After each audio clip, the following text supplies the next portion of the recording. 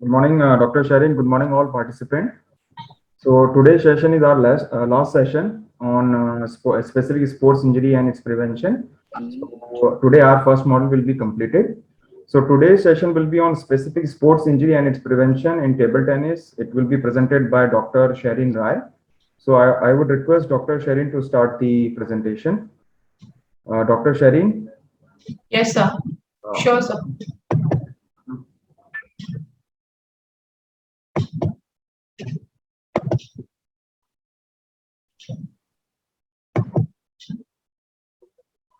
Is my screen visible? Yes, it's visible.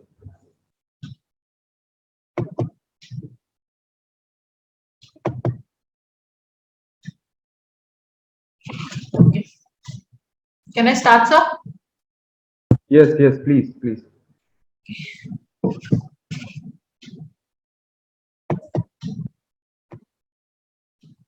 Thank you, Gopal, sir. And good morning, everyone, and welcome to all the coaches and athletes present here. Today, the topic of my presentation is injury prevention in table tennis. And so before I start the topic, I would like to thank the Sports Authority of India and the Committee of Games to have provided me this platform to share my knowledge to all the coaches and the players present today. So without further ado, I'll be starting with my presentation. Introduction. Table tennis is a risk-free sport in comparison to other sports. That is, there are negligible chances of hurting oneself. Table tennis में बहुत कम injuries होते हैं, पर फिर भी there are a number of injuries जो table tennis में दिखता है. However, still you can enjoy yourself, and sometimes the wound, though not visible, is a lot more serious. This sport demands the use of reflexes in coordination with your strength and strategy. आपका strength और strategy के अलावा आपको quick reflexes भी इस sport में चाहिए होता है.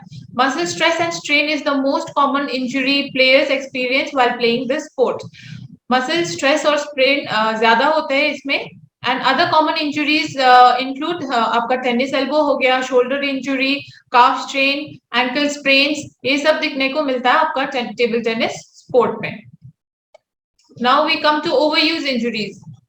मोस्टली हमारा इंजुरीज क्यों होता है? It is because of overuse of the particular area. आपका overuse injuries can be because of various factors. तो ये सब फैक्टर्स है आपका.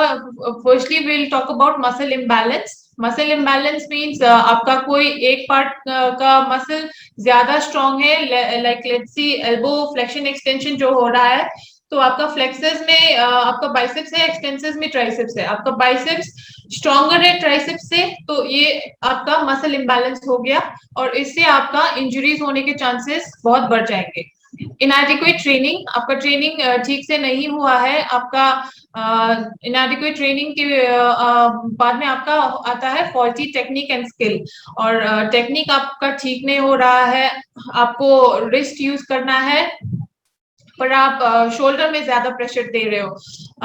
रिस्ट यूज नहीं करके शोल्डर से आप पुश कर रहे हो, तो फिर उससे भी आपका इंजुरीज, शोल्डर इंजुरीज वगैरह बढ़ सकता है.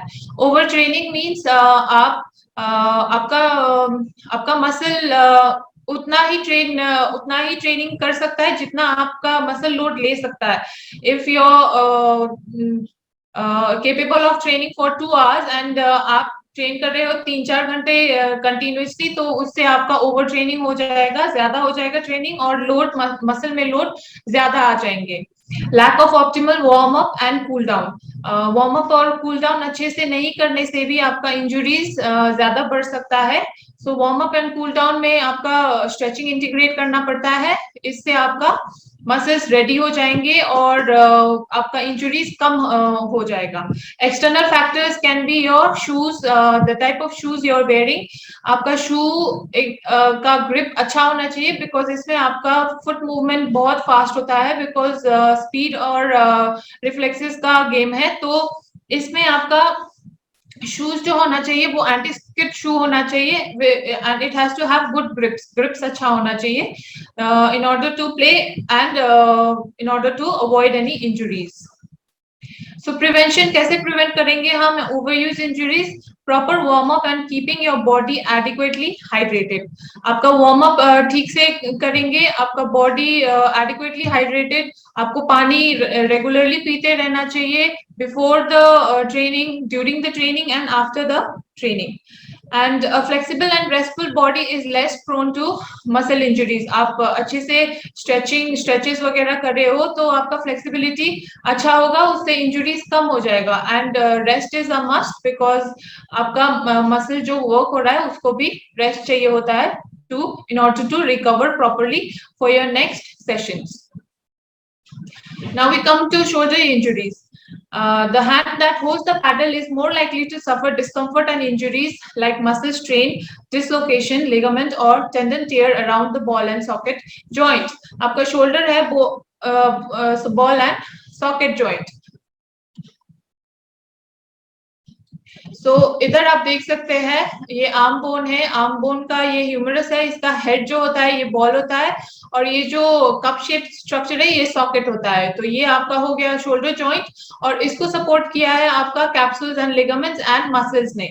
तो the muscles which support it are mostly the rotator cuff muscles which are the supraspinatus, the infraspinatus, subscapularis and teres minor. So mostly आपका shoulder injury में आएगा आपका rotator cuff injury, and rotator cuff injury usually it occurs due to poor conditioning and strength of the rotator cuff muscle. आपका muscle का strength ठीक से नहीं है, ठीक से develop नहीं हुआ है, आपका जो training load वो मसल ले नहीं पा रहा है, तो आपका रोटेटर कफ इंजरी होने के चांसेस बढ़ जाएंगे। Pain and weakness in overhead activities such as rotator cuff involvement. आपका पेन हो रहा है, हाथ को ऊपर लाने में पेन हो रहा है, कुछ हाथ उठाने में पेन हो रहा है, कुछ एक्टिविटी करने में प्रॉब्लम हो रहा है, तो आपका ये सजेस्ट करता है कि आपको रोटेटर कफ इंजरीज है। Dull aching pain and restricted range of motion. आपका shoulder pain dull aching pain होता है, दिन भर पेन होते रहता है, and the range of motion मतलब आपका मूवमेंट वगैरह रेस्ट्रिक्टेड कम हो जाएगा शोल्डर का। The causes muscle tightness and weakness. कोई पर्टिकुलर मसल टाइट है और the other muscles are weak, उससे भी आपका शोल्डर रोटेटर कफ इंजरी हो सकता है। And specially when you smash, आप स्मैश जब हिट करते हो तो उससे एक्स्ट्रा प्रेशर आ जाता है शोल्डर जॉइंट में, उससे आपका रोटेटर कफ में स्ट्रेन आ सकता है। Continuous playing without adequate rest. आपको सफिशिएंट रेस्ट लेते रहना चाहिए, एंड आप कंटिन्यूअस प्लेइंग खेल रहे हो और एडिक्वेट रेस्ट नहीं ले रहे हो तो उससे भी आपका मसल में स्ट्रेस आ सकता है। Prevention and rehabilitation. आपका पेन हो रहा है, शोल्डर पेन बहुत ज्यादा, शोल्डर बहुत ज्यादा पेन कर दर्द कर रहा है, तो आप शोल्डर स्लिंग यूज कर सकते हो to support the shoulder, or you can use taping for protection also. Taping भी कर सकते हो, फिजियोथेरेपिस्ट आपको आपका शोल्डर मसल्स में टेपिंग कर देंगे। Do not overstrain your muscles while playing. आपका खेलते वक्त आपको मसल को ओवरस्ट्रेन नहीं करना है। आपको थोड़ा सा भी दर्द फील हो रहा है, थोड़ा सा स्टिफनेस फील हो रहा है, आप रेस्ट करो, थोड़ा स्ट्रेचिंग करो और फिर after some time after the muscle recovers फिर आप खेलना कंटिन्यू कर सकते हो। Keep the shoulder in proper position while playing will prevent the injury. आपका शोल्डर प्रॉपर पोजीशन में रखते हो खेलते वक्त तो आपका इंजरी कम से कम हो सकता है। Timely treatment is a must. जितना जल्दी ट्रीटमेंट करेंगे उतना जल्दी आपका रिकवरी होगा। आपका पेन कम हो रहा है और फिर आप सोच रहे हो कि नहीं मैं कल जाऊंगा ट्रीटमेंट के लिए, परसों जाऊंगा, तो आप वो इंजरी को बढ़ा रहे हो। तो अभी आपका पेन है तो अभी आपको रिपोर्ट कर लेनी चाहिए डॉक्टर और फिजियोथेरेपिस्ट को, and take the treatment as soon as possible. Strengthening of muscles surrounding the shoulder joint and scapular strengthening. Shoulder muscles को strengthening करना चाहिए और scapular muscles को का भी strengthening करने से आपका injury का chances घट जाएंगे। Postural awareness. Most of the people nowadays, because of excess screen time, ज्यादा screen में पढ़ना, ज्यादा phone use करना, तो उससे आपका posture rounded दिख जाता है. तो वो posture आपका maintain रखना है, मतलब straight posture रखना है, shoulders को पीछे रख के, and you should maintain this good posture so that आपका weakness and tightness and ये सब problem ना आए. उसके वजह से later on it might lead to your shoulder injuries. Patient education, avoid symptom provoking activities. कोई symptom जो provoke करता है उसको avoid करना है. आपका pain किसी वजह से बढ़ रहा है, कोई activity करने से pain ज्यादा बढ़ रहा है, तो उसको आपको उस area को rest देना है और activities stop कर लेनी चाहिए. So this is the shoulder sling which you can use. आप यूज कर सकते हो शोल्डर को सपोर्ट करने के लिए. Now some of the stretches which you can do, आप कर सकते हो खुद भी before playing और घर में भी कर सकते हो, so that आपका shoulder flexibility maintain रहे. These are some of the stretches which you can do at home. एक हो गया sleeper stretch, ये horizontal arm stretch हो गया. The third one is your child pose, and then the towel stretch.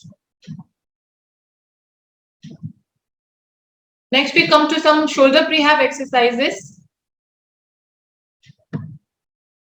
आप ये exercises घर में TheraBand, TheraTube लेके कर सकते हो.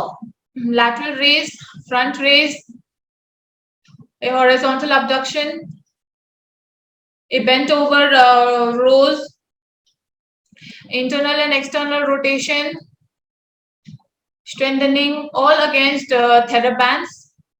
आप ये सब कर सकते हो so that you strengthen your shoulder and आपका shoulder strong रहे और आपका injuries shoulder में कम से कम हो.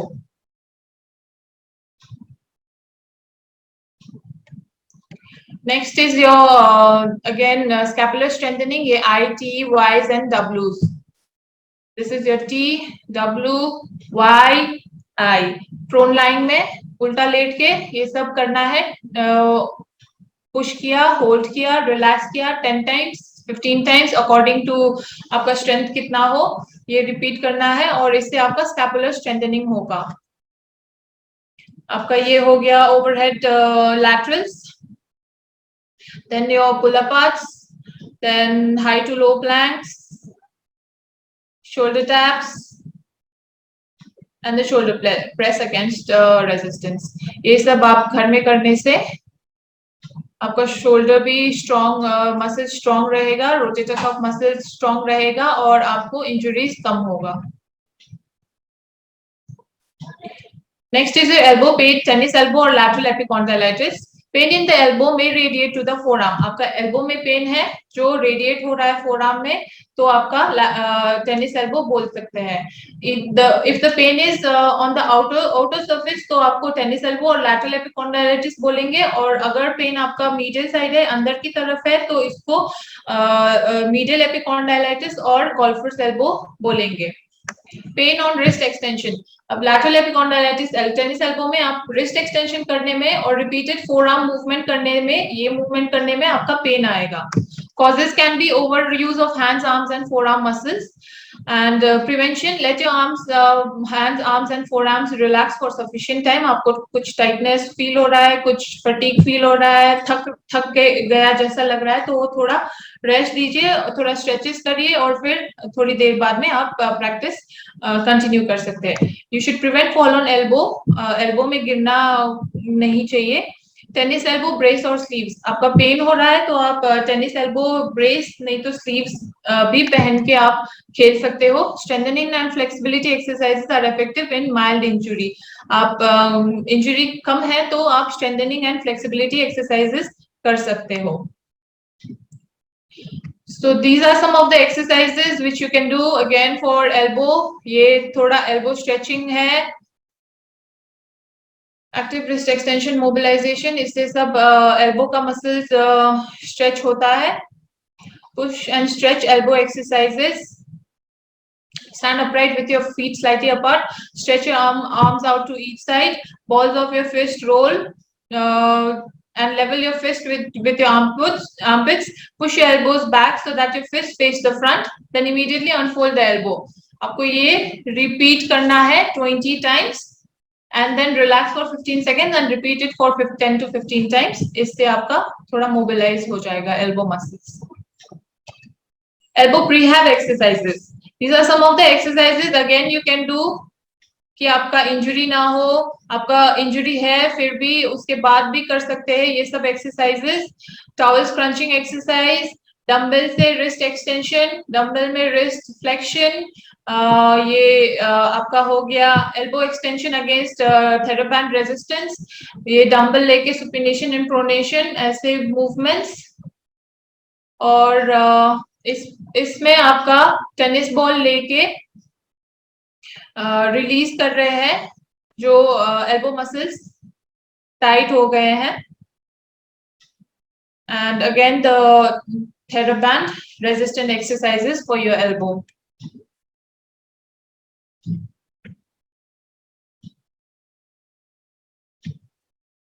Next we come to tricep strain. A tricep strain is a tear to the triceps brachii muscle at the back of the upper arm which contracts to straighten the elbow. Triceps ये muscle है and usually ये injury आपका forehand top spin वगैरह में दिख सकता है.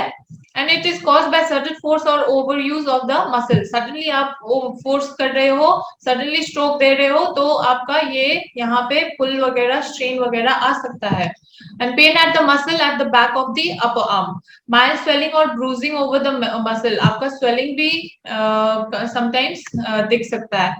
Pain in extending or straightening the elbow against resistance. आपका ये जो एक्टिविटी करते हैं तब यहाँ पे पेन फील हो सकता है तो आपका ट्राइसेप स्ट्रेन हो गया है. Prevention, avoid straining the muscle, over straining the muscle. Muscle को ज्यादा स्ट्रेन नहीं देना है. Sudden elbow extension movements, sudden elbow extension movements avoid करनी है.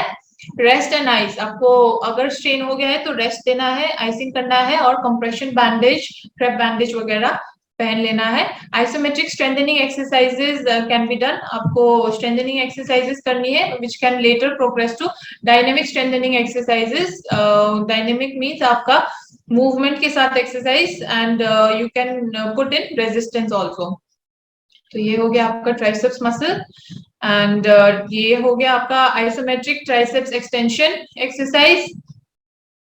Triceps extension against theraband resistance. यहाँ पे थेराबैंड है, इसके रेजिस्टेंस में आप कर रहे हो. Then this is your free movement triceps extension exercise. This will be triceps extension against resistance weights लेके. And then this will be your triceps push-up.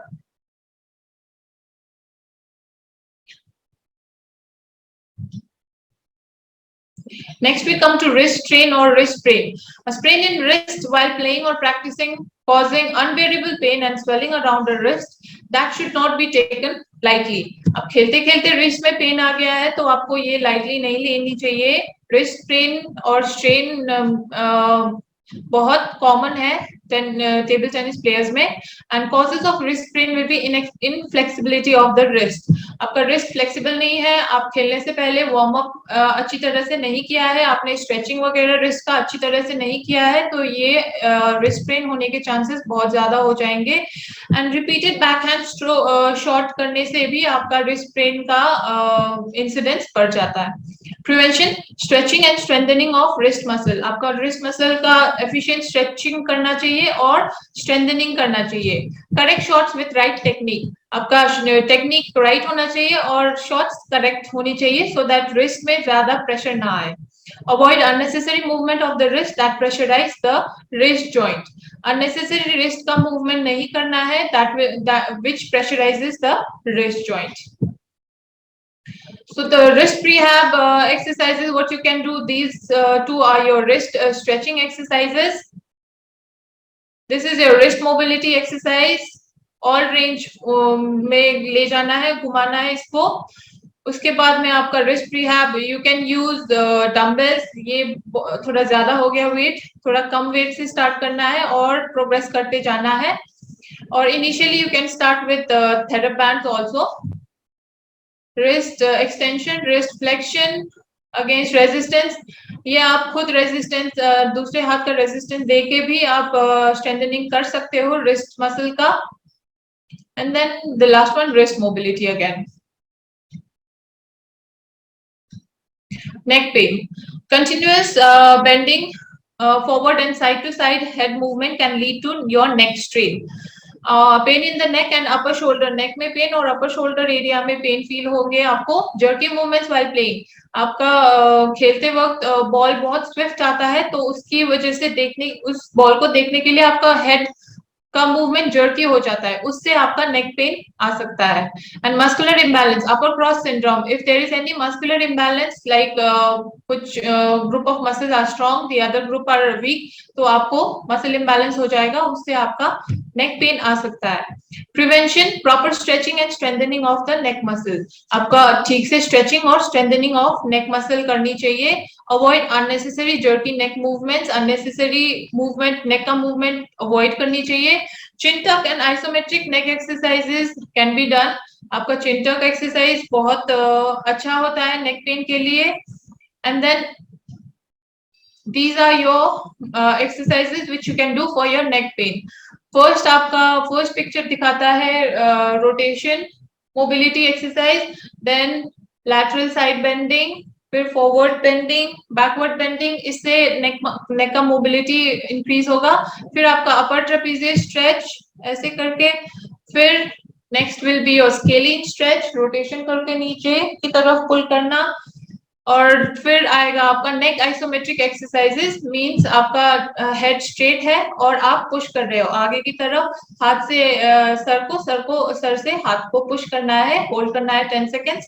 Back again 10 seconds, sideways 10 seconds, sideways 10 seconds करके 10-15 times repetition कर सकते हैं आप. फिर next हो गया आपका head lift.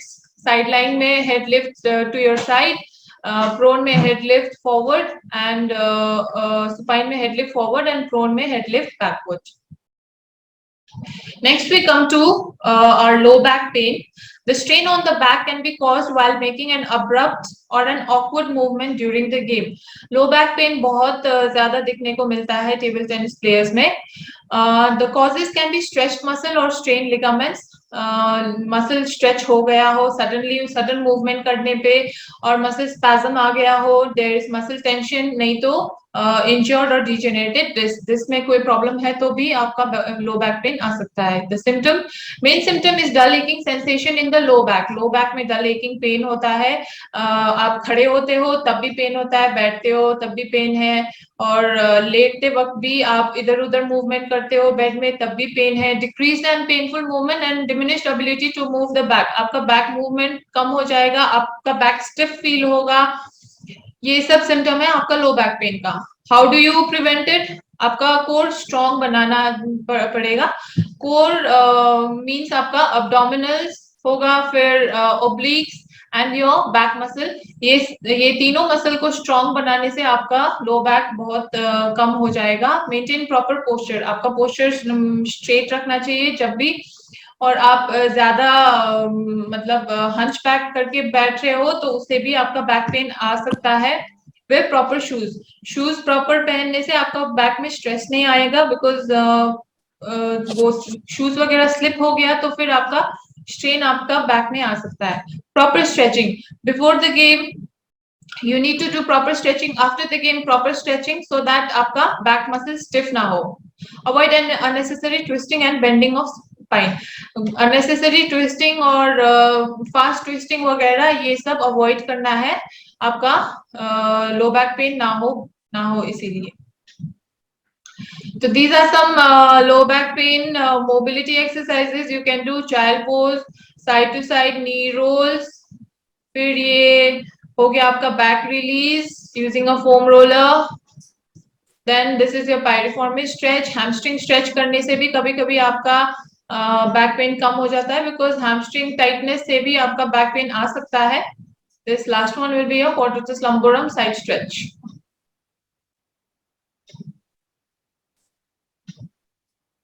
Next is your strengthening, back strengthening exercises. आपका ब्रिजिंग हो गया, then your side planks, prone planks, dead bugs, superman exercises and your bird dog exercises. ये एक्सरसाइजेस आप 10-15 टाइम्स करोगे सुबह शाम, तो आपका बैक पेन बहुत कम हो जाएगा।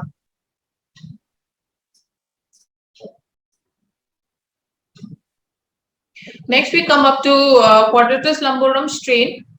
ये भी one type of back pain ही है, but specifically quadratus lumborum strain ज्यादा दिखने को मिलता है टेबल टेनिस प्लेयर्स में, तो आप mentioned it. So quadratus lumborum muscle जो होता है ये आपका बैक के साइड में होता है, और it extends and stabilises and laterally flexes the spine. Laterally ऐसे फ्लेक्शन में हेल्प होता है, हिप को लिफ्ट करने में इसका हेल्प होता है, and also aids in breathing. इसका स्ट्रेन होने से आपको डीप एकिंग पेन फील होता है लो बैक पेन में, और it gets worse in sitting and standing. You can feel pain while coughing and sneezing also, or on rolling on either side when you're lying on your back, then also you feel pain. So what do we do if you get quadratus lumborum strain? आप quadratus lumborum release कर सकते हो, self release।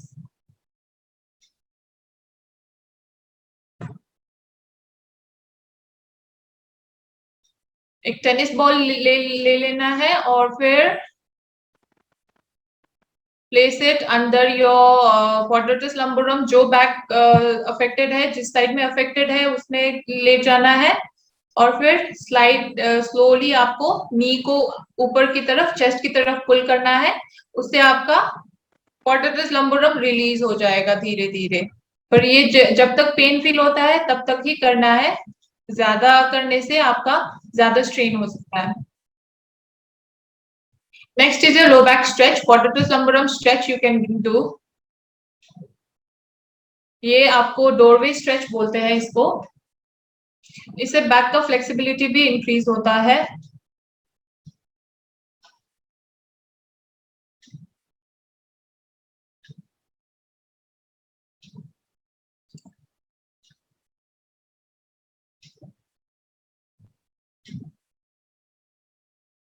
Next is your quadratus lumborum strengthening exercise.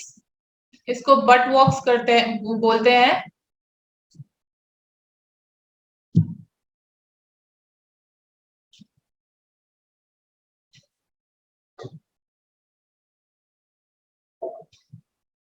जब ये आप but walk करते हो तो क्वाड्रेटस लंबोरम का मसल का कॉन्ट्रैक्शन रिलैक्सेशन बहुत सारा होता है, इसीलिए उसका स्ट्रेंथनिंग होता है। इसको प्रोग्रेस करने के लिए आप हाथ को ओवरहेड लिफ्ट करके कर सकते हो।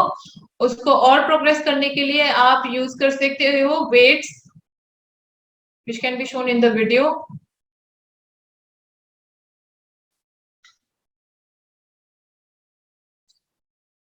So these are your self strengthening exercise for quadratus lumborum specific।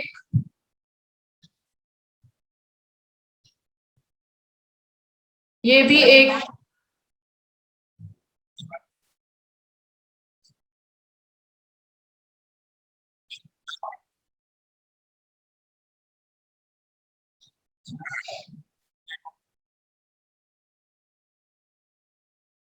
इसको विंडमिल एक्सरसाइज बोलते हैं।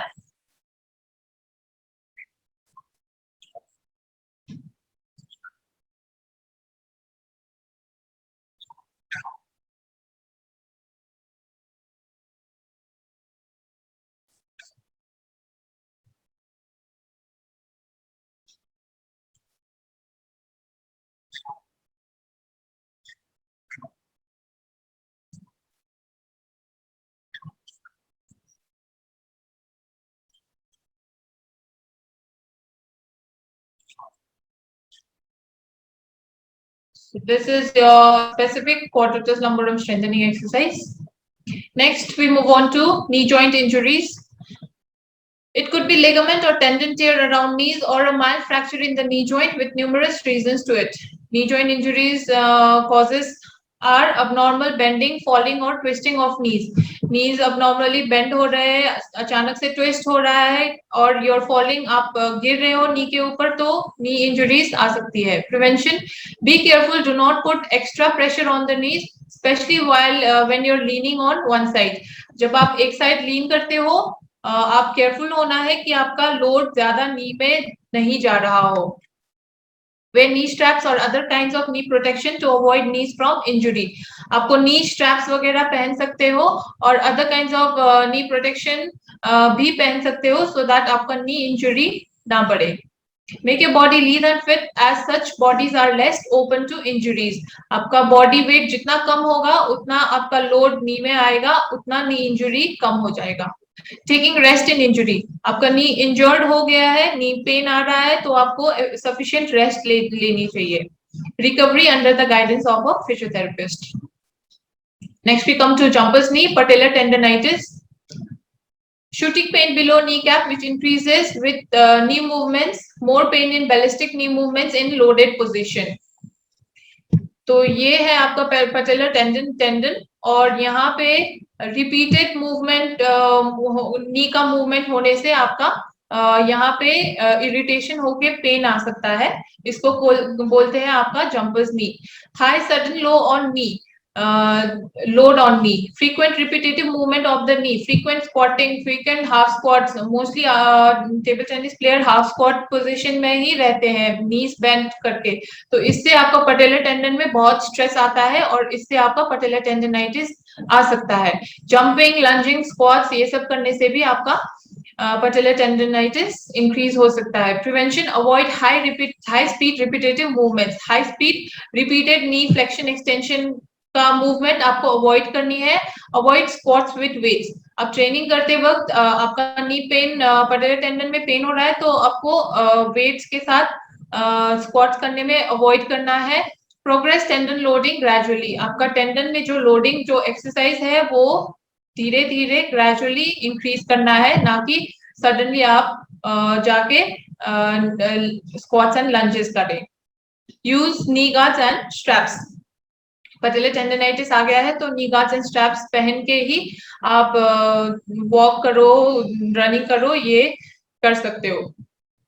ACL tear: a sudden stop or change in direction of the knee could lead to ACL tear. So what are the symptoms? Knee makes audible pop. ACL is one of the strongest ligament in your body. So जब ये tear होता है तो आपको feel आ जाता है और there is a sound और ऑडिबल पॉप, और आपको फील भी आ जाएगा कि कुछ हुआ है नी में. Swelling around the knee joint. Knee joint के अराउंड में बहुत स्वेलिंग हो जाती है और वेट डालने में, उस इंजर्ड लेग में वेट डालने में भी आपका पेन बहुत ज्यादा होता है. What are the treatment? Rest with foot elevated. आपको रेस्ट रखना है और फुट को एलिवेटेड रखना है आपके हार्ट के लेवल से. Ice on affected area. आपका जहां पे पेन हो रहा है, जहां पे स्वेलिंग है, वहां पे आइसिंग करो. पेन मेडिकेशन, आप पेन ज्यादा है, अनबेरेबल है, तो आप पेन मेडिकेशन ले सकते हो. You need to brace the knee. Knee को अच्छे से ब्रेस करना है so that movement, unnecessary movement ना आए नी में. Don't put weight on the leg. Weight एकदम से नहीं रखनी है affected knee में, and refer to ortho specialist for investigations and management accordingly. Prevention: proper technique. आपका जो खेलते वक्त जो टेक्निक होता है वो प्रॉपर होनी चाहिए और नी ब्रेस पहन सकते हो in order to avoid any further injuries, or knee prehab exercises is a must. So these are some of the knee exercises जो आप करके नी पेन वगैरह अवॉइड कर सकते हो. Single leg bridge, step ups, lateral step ups, knee flexion, calf stretching against the wall, lunges, ये knee extension against resistance bands, and knee isometrics on a towel.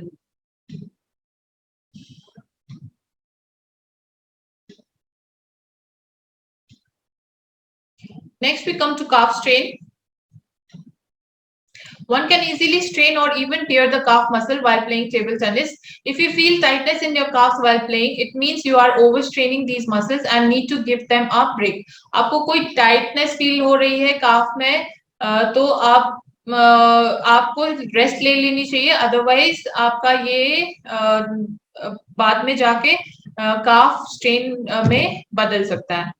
And then cause of calf strain, fatigue and standing for longer period. बहुत लंबे time तक आप खेल रहे हो, खड़े हो, तो उसमें काफ में फटीग आ जाएगा, उससे आपका काफ स्ट्रेन हो सकता है. Prevention, taking an ample amount of rest.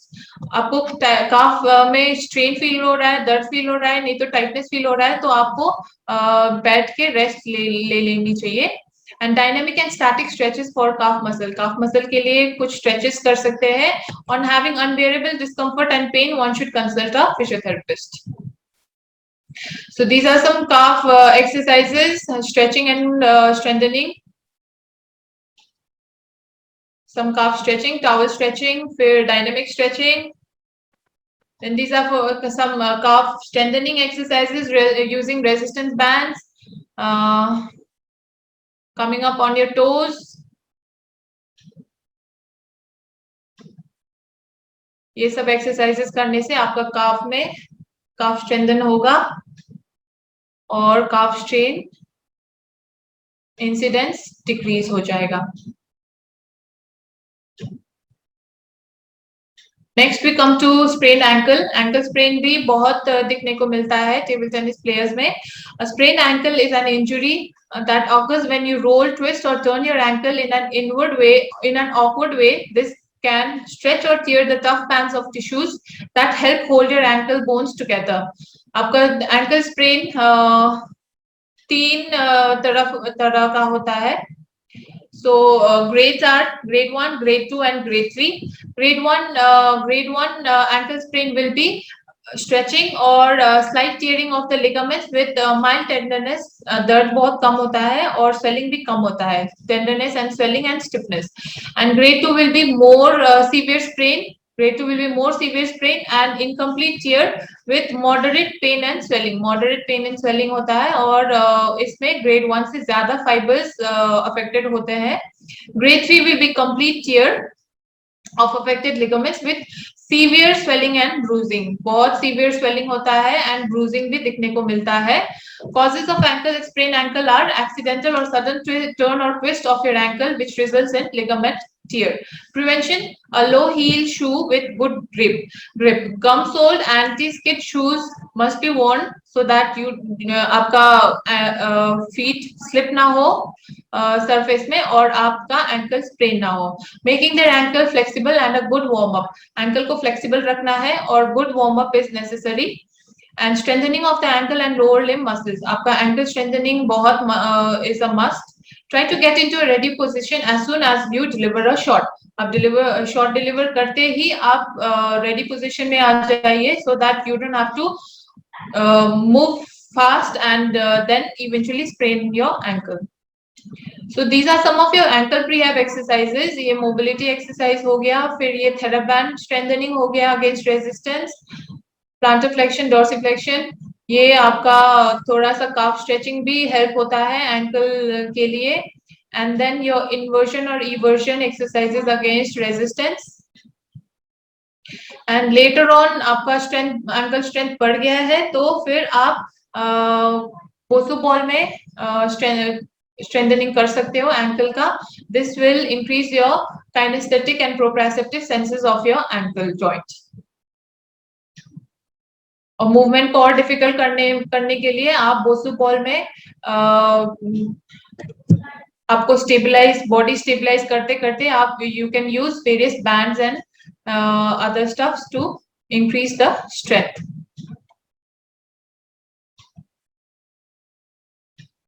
Why do you need warm up before exercise? Now we go on to warm up. Warm up क्यों चाहिए आपको? Warm up increases blood flow to muscles and increases the core body temperature. Blood flow पूरे body में increase होगा, core body temperature increase होगा, increases the suppleness of joint and muscle. Muscle वगैरह सब flexible हो जाएंगे, supple हो जाएंगे, joints भी supple हो जाएंगे. increases rate and force of contraction to enhance speed, power and overall performance. Rate of force of contraction of muscle भी increase होगा, इससे आपका speed, power and overall body performance increase हो जाएगा.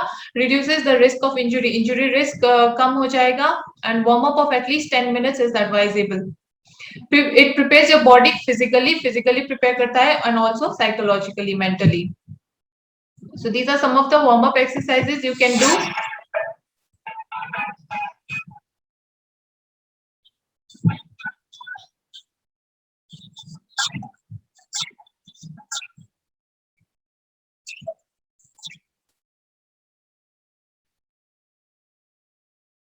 Jog in place.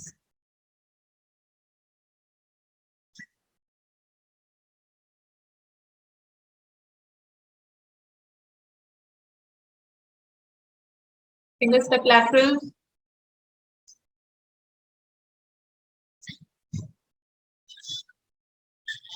Double lateral step.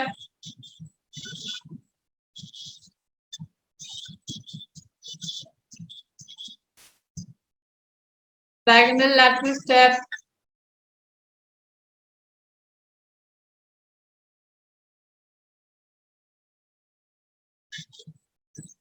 Crossover step.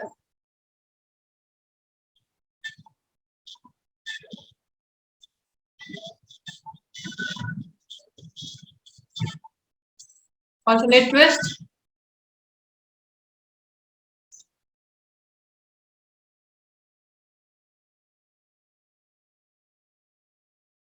Shoulder roll forward.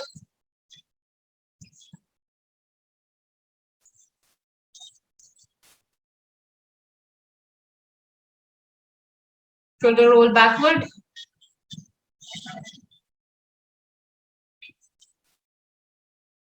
Alternate arm swing.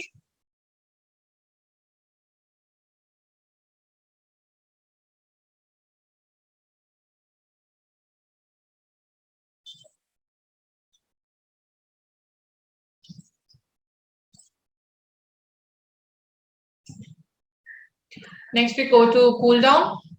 Low intensity exercise performed post workout to bring the body back to normal state. Low intensity exercises होता है after your workout to bring the body back to normal state. आपका exercise करते वक्त, आपका training करते वक्त आपका temperature, heart rate वगैरह increase हो जाते हैं, उसको normal state में लाने के लिए आपको cool down is a must. So 15 to 20 minutes post workout आपको करना है ये. Uses, slows down or normalizes the heart rate and breathing, heart rate ये सब slows down, it slows down and normalize कर देता है, और reduces stress and induces relaxation. Stress reduce करेगा और body में relaxation increase करेगा. Prevents injury and mobilizes the muscle and joints. आप cool down में stretching करने से आपका injury prevent होगा और muscle को mobilize, muscle and joints को mobilize करेगा. How do you cool down? Slow the intensity of the activity gradually. आपका activity जो कर रहे हो वो धीरे धीरे slow down करना है, and end the cool down by doing some static stretching. Some stretches integrate करना है cool down में. Focus on the muscle that you were using during your workout. This will help reduce the incidence of stiffness or soreness later. जो muscles आप ज़्यादा use कर रहे हो while playing, like mostly shoulder, back, उस muscles में ज्यादा focus करना है when you're stretching, so that आपका stiffness and soreness later on ना develop हो. Each stretch should last 10 to 20 seconds and be repeated at least 2 to 3 times. So these are some of the stretches you can do yourself. ये आप cool down में कर सकते हो. Each stretch आपको 10 to 15 second hold करना है, और each stretch आपको 2-3 बार रिपीट करनी पड़ेगी. Next we come to injury management. How do we manage? आपको इंजरी हो गया है, आपके साइड में कोई फिजियोथेरेपिस्ट नहीं है देखने को, तो आप कैसे मैनेज करोगे आपका injury? First we go to protection. Avoid activities that increase pain. आपका एंकल स्प्रेन हो गया है तो आपको चलना फिरना को अवॉइड करना है और एकदम से रेस्ट ले लेनी चाहिए और प्रोटेक्शन करनी है वो एरिया का। Elevate the injured limb higher than the heart level. अगर लिम्स में है, पैरों में है, हाथ में इंजरी है, तो हार्ट लेवल से ऊपर रखना है सो दैट आपका स्वेलिंग ज्यादा ना हो और स्वेलिंग कम आ जाए।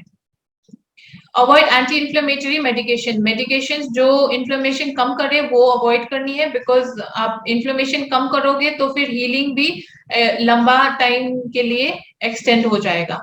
Compression, you need to compress the area so that swelling ज्यादा ना हो और जो स्वेलिंग आया है वो कम हो जाए। क्रैप बैंडेजेस यूज कर सकते हैं कंप्रेशन के लिए। Education, avoid unnecessary treatment. Unnecessary treatment और इन्वेस्टिगेशन यू शुड अवॉइड, क्योंकि आप यूजलेसली थोड़ा सा पेन है और आप एक्सरे कर रहे हो, एमआरआई कर रहे हो, तो उससे कोई फायदा नहीं है। ट्रीटमेंट यूजुअली सिमिलर ही हो जाएगा। और if you do x-ray and investigation only if you are asked to do, खुद जाके नहीं करना है, because ये जो x-ray MRIs का जो rays है वो these are harmful for your body। तो ज्यादा x-rays MRIs में expose नहीं होना है आपका body। and then load, increase the load gradually। Load जो देना है वो पर्टिकुलर एरिया को धीरे धीरे इंक्रीज करना है, ना कि आपका पेन कम हो गया है, मतलब बहुत कम हो गया है पेन आफ्टर ट्रीटमेंट, तो आप नेक्स्ट डे जाके 3-4 घंटा खेल रहे हो, ऐसा नहीं करना है। आपका लोड जो एरिया अफेक्टेड है, जो इंजर्ड है, उसको धीरे धीरे लोडिंग इंक्रीज करना है। Optimism, stay optimistic. आपका पेन नहीं जा रहा है, 1 ईयर हो गया है, 4 ईयर्स हो गया, 12 ईयर्स हो गया, पेन नहीं जा रहा है, नहीं तो वापस आ रहा है, तो आपको ऑप्टिमिस्टिक होके अच्छे से आपका एक्सरसाइज और ट्रेनिंग अच्छे से करनी चाहिए, वो एरिया को कंसंट्रेट करके, तो आपका रिकवरी अच्छे से हो जाएगा। Vascularization, choose pain free cardiovascular exercises. Pain cardiovascular exercises करने से आपका होल बॉडी टेम्परेचर इंक्रीज होगा, होल बॉडी सर्कुलेशन इंक्रीज होगा, उससे आपका हीलिंग बेटर होगा, फास्टर होगा। Exercise is an active approach to recovery. आपको एक्सरसाइज करके जल्दी recovery of the injured area जल्दी हो जाएगा। नो हार्म, अब अगर कोई एरिया इंजर्ड है तो you should not apply any heat, you should not drink any alcohol, you should not go for any running, extra strain नहीं करना है और मसाज तो बिल्कुल नहीं करनी है। Injury prevention tips, use the right gear. Shoes आपको जैसे मैंने ऑलरेडी बोल दिया है कि एंटी स्किप शूज पहननी चाहिए, gum sole shoes with good grips so that you don't slip and enjoy yourself. Take breaks, आपको सफिशिएंट ब्रेक्स लेनी चाहिए।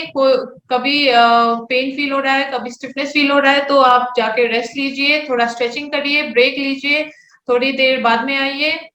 Exercise, prehab, you should include all the prehab exercises in your routine so that आपका injury incidence कम हो जाए। Warm up and cool down is a must। आपको at least 10 to 15 minutes of warm up और cool down essential होता है body के लिए, और इसमें आप स्ट्रेचिंग इंटीग्रेट करोगे तो और अच्छा। Use reinforcements to support vulnerable joints। कोई जॉइंट वल्नरेबल है, कोई जॉइंट में पेन आ रहा है, कुछ हो रहा है, तो आप ब्रेसेस और टेप्स वगैरह रीइंफोर्समेंट यूज कर सकते हो। स्लीप एडिक्वेट, और 7 to 8 hours of sleep is a must for a player, because जब आप सोते हो तो बॉडी में बॉडी रिकवर होता है, मसल्स रिकवर होते हैं, तो 7 to 8 hours of sleep is a must आपका फिजिकली और मेंटली भी। न्यूट्रिशन, एज आपका एक्टिविटी हो रहा है, ट्रेनिंग हो रहा है, तो you lose muscle, the muscle breaks down, तो वो मसल रिप्लेनिश करने के लिए आपको सफिशिएंट न्यूट्रिशन की जरूरत होती है। प्रोटीन, कार्बोहाइड्रेट्स, फैट्स सफिशिएंटली लेना पड़ता है so that you don't lose excess of muscle, excess of protein and carbohydrates from your body, जिससे आप ज्यादा लूज करेंगे तो इंजुरी इंसिडेंस बढ़ जाएगा। Hydration, keep your hydration level sufficient, आपको बिफोर द गेम पानी पीनी चाहिए, ड्यूरिंग द गेम पानी पीते रहना चाहिए, and after the game also पानी पीने चाहिए, because when you working out आपका हाइड्रेशन लेवल बहुत कम हो जाता है, because you are losing sweat, आप स्वेट कर रहे हो बहुत, और पानी लॉस हो रहा है बॉडी से, उसके उसके साथ आपका बॉडी का इलेक्ट्रोलाइट्स भी लॉस हो रहा है, तो इससे आपका इंजरी चांसेस, मसल स्पैज्म होने का चांसेस, मसल कैच होने का चांसेस बहुत ज्यादा बढ़ जाता है। स्टैंस एंड फुटवर्क, आपका फुटवर्क और स्टैंस एकदम ठीक से रखना चाहिए, फुटवर्क स्विफ्ट और फास्ट होना चाहिए, कोई भी गलती हो गया तो आपका आप you can trip and fall and enjoy your legs. Injury, in case of any injury आपका रिहेबिलिटेशन अच्छी तरह से करनी चाहिए, आप प्रोग्रेसिव लोडिंग देनी चाहिए मसल्स को, जॉइंट्स को, so that you come back to game efficiently. Thank you. So I'm done with my presentation. Gopal sir. Thank you. Thank you, Dr. Sherin. Thank तो you, sir. अगर किसी participant की कोई question है तो वो पूछ सकते हैं. If anyone, any participant has any question, please may ask.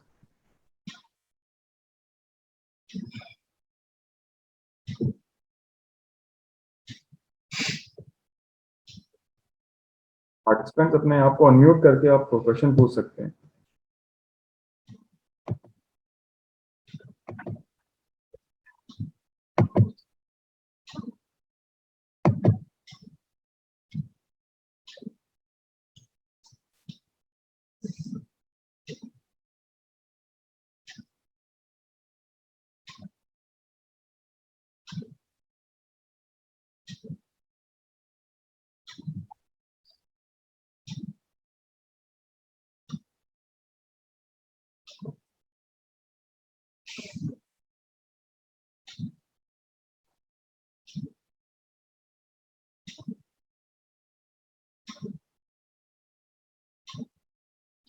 Dr. Sherin, I think no one has any questions. Shall we close?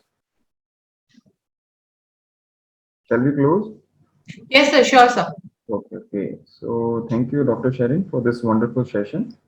Thank you, Thank you sir. all participants for attending the session. So today's session was our last session of first module of specific sports injury and its prevention. Now we will meet for this session on specific sports injury and its prevention, maybe in second module. So once we will done with that module, we will notify you. And thank you for attending, the sessions that we started on 2nd of the September 2021. And thank you for your support for making this session wonderful. So thank you for attending this session. Now we will close this session. So goodbye and take care. Thank you, sir. Okay.